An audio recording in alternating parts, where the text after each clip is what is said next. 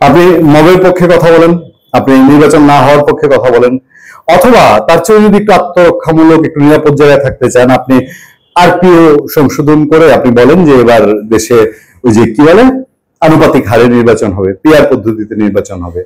আর তার চেয়ে যদি এক ডিগ্রি যাই, তাহলে আপনাকে বলতে হবে যে মুজিববাদ নিপাত যাক, মুজিববাদের সমস্ত চিহ্ন মুছে ফেলবো। আর না হলে আরো বেশি আপনি হতে পারেন এই দেশের দেশাত্মবোধক, এই দেশের দেশপ্রেমিক। আপনি বলবেন যে আমি ৭১ মানি না। তাহলে আপনার কোনো চিন্তা নাই, টেনশন নেই, আপনি সাংঘাতিক দেশপ্রেমী মানুষ। আপনি ছাড়া এই দেশে গণতন্ত্র প্রতিষ্ঠার কোনো বিকল্প নাই। এই তো সিচুয়েশন।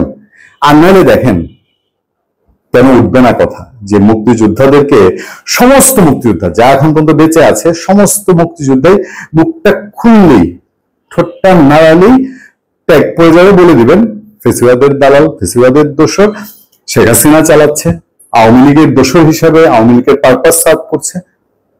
এটা তো বাস্তবতা, হচ্ছে তো তাই। আইনজীবী জেডা খান পান্নার কথাই বলেন। আচ্ছা, জেডা খান পান্না তিনি হঠাৎ করে সাবেক প্রধানমন্ত্রী শেখ হাসিনা এবং সাবেক স্বরাষ্ট্রমন্ত্রী আসাদুজ্জামান খান কামালের এই দুজনে আইনজীবী হওয়ার একটা আবেদন করেছেন। আদালত এটা নাকচ করেছে। নাকচ করে দিয়ে আদালত মোটামুটি এভাবে ব্যাখ্যা দিয়েছে যে ট্রেন ছেড়ে যাওয়ার পরে আপনি স্টেশন মাস্টারে যদি রিকোয়েস্ট করেন যে ট্রেনটা আবার আইনা দেন, আমি উঠবো, তাহলে সেটা বাস্তবসম্মত না, যে কারণে যেটা এখান পান্নার আবেদন নাকচ করা হয়েছে। ওকে, কথা উঠতে পারে যে এখান পান্না আগে সময় থাকতে সময় মতো কেন শেখ হাসিনা বা আসাদুজ্জামান খান কামালের আইনজীবী হওয়ার আবেদন করলেন না, বা এখন কি তিনি শেখ হাসিনার দিক থেকে মনোনীত হয়েছেন কিনা, দেশের বাইরে কোনো আসামি থাকলে তারা যে প্রক্রিয়ায় তারা লয়ার ঠিক করেন সেভাবে হয়েছেন কিনা, এইসব ব্যাপারটা না আমরা বাদই দিলাম। তার বাইরেও যেটা এখান পান্না যখনই বলছে যে তুমি 15ই আগস্ট পালন করো, অথবা তিনি যখনই এই বর্তমান মপতন্ত্রের বিরুদ্ধে, আমি স্বৈরতন্ত্র বলবো না, মপতন্ত্রের বিরুদ্ধে যখন কথা বলছেন, অন্যায় বিচারের জন্য কথা বলছেন, তখন কি হচ্ছে? তখন তিনি হয়ে যাচ্ছেন জুলাই হত্যাকাণ্ডে মামলার আসামি হয়েছিলেন তো, তাই না? পরে যদিও ব্যাকফুটে যেতে হয়েছে।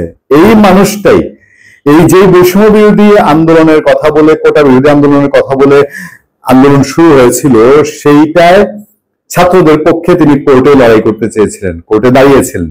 সেই মানুষটাই 2 দিন বাদে সত্য কথা বলার জন্য তাকে এখন ফেসিবাদের দালাল দোষর করে দিচ্ছে। আচ্ছা, ডক্টর কামাল হোসেন, জেডাই খান পান্না, এবং ক্ষেত্র বিশেষে কাদের সিদ্দিকীও, তাকে নিয়ে অনেক বিষয়ে আমাদের আপত্তি আছে, কাদের সিদ্দিকী অথবা আরো আরো যারা মুক্তিযোদ্ধা আছেন, তারা একটু কথা বললেই শেখ হাসিনার সময়ে তারা যে অন্যায় বিচারের বিরুদ্ধে কথা বলেছেন, এইটা চাপা দিয়ে তাদেরকে চাপিয়ে দিবে তার গোড়া আওয়ামী লীগে, তার ভিত্তি আওয়ামী লীগে, সে ৭১ ছিল, সে শেখ মুজিবের সঙ্গে ছিল।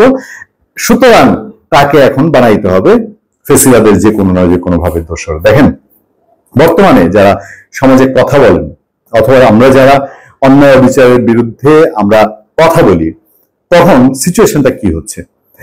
শেখ হাসিনার সময়, আওয়ামী লীগের সময় আমরা যখন সরকারের সমালোচনা করতাম, সরকারের বিভিন্ন পদক্ষেপের, বা ছাত্রলীগ, আওয়ামী লীগ, যুবলীগের, তখন ওই সমালোচনাটা করতাম, সরকারের সমালোচনা, বা সমালোচনাটা ক্ষেত্র বিশেষে বিএনপির পক্ষেই যেত, জামাত ইসলামের পক্ষে যেত। ফলে আওয়ামী লীগের মানুষ বলতো এরা বিএনপির দালাল, এরা জামাতের দালাল, তাই না? এখন আমরা আরেকটা সরকার, এটা বিএনপিরও না, জামাতেরও না, আবার কোন কোন ক্ষেত্রে জামাত বিএনপি তাদের ঘেঁষাই বলি, একটা একান্ত কারণ একেবারে সবার নিয়ন্ত্রিত এই 2 দলের তা বলবো না, কিন্তু ক্ষেত্র বিশেষে এই সরকারের কোন কর্মকাণ্ডের সমালোচনা, এই সমালোচনাটা আওয়ামী লীগের সঙ্গে যোগাযোগ না থাকলেও হয়তো বা আওয়ামী লীগের ফেভারে যায়। এখন আপনি সত্য সমালোচনা করলেই আপনাকে আওয়ামী লীগের সঙ্গে কোনো না কোনো একটা কানেক্টেড করে দিবে, যে এই বোধ হয় দিল্লির থেকে তার সাথে এই আছে কিনা, এখানে আছে। আমি তো বললাম যে আমরা সাংবাদিকতার সুবাদে যে মানুষগুলোর কথা আপনাদেরকে বলি, সেই মানুষগুলা এবং আমাদের সাংবাদিক ভাই বন্ধুরা যারা কথা বলেন, তাদের সঙ্গে আমাদের একটা যোগাযোগ আছে, আমরা তো বুঝি। আমরা সত্যটাকে ধরে আমাদের নিজের মতো করে বিশ্লেষণ করি, কথা বলি। বাট কোনো আরোপিত সিদ্ধান্ত হলে বা আরোপিত বিষয় হলে সেটা আমরা শুনবই না, প্লাস কোন একটা ইনফরমেশন পেলেও সেটা আমরা 10 বার 15 বার চেক করি। এটা বরাবরই আমাদের সাংবাদিকতার গুরুরা শিখিয়েছেন। তাই এখন এই দেশে এমন একটা মূল্যক তৈরি হয়েছে, মবের মূল্যক ছাড়া যারা এতদিন কন্ট্রোল করেছে তাদের চলার কোনো উপায় নেই। আর মবের মূল্যকের বিরুদ্ধে শুধু দেশের মানে আইন শৃঙ্খলা বাহিনী কেন বলবো, সবাই, সব সাধারণ মানুষ ত্যক্ত বিরক্ত হতে হতে দেয়ালে পিঠ ঠেকলে কি হয়? ভয়কাতুরে মাহবাজ ভীষণ সাহসী। সেই সিচুয়েশন হয়েছে, নবেরমূল্য বন্ধ। এখন যারা টুকটাক কথা বলে তাদেরকে সিল মারা শুরু হয়েছে।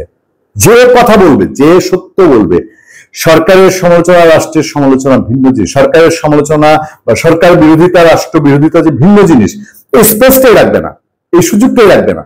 কারণ তারা আছেন, তারা এক একজন ফুলে পেঁপে একেবারে। ওই আমার নেত্রকোনার মোহনগঞ্জে রসগোল্লা খুব বিখ্যাত, জানেন? শঙ্কর মিষ্টিওয়ালা রসগোল্লা, যারা আদি মানুষ তারা জানেন। শঙ্কর মিষ্টিওয়ালা রসগোল্লা আপনার মোহনগঞ্জ থেকে বিলাত যেত ব্রিটিশ আমলে, বিলাতে রানীর জন্যও যেত, বিলাতে মানুষজন খুব পছন্দ করতো। এক একজনের চেহারা টষ্টম্বর ওই শঙ্কর মিষ্টিওয়ালা রসগোল্লার মতো হয়েছে।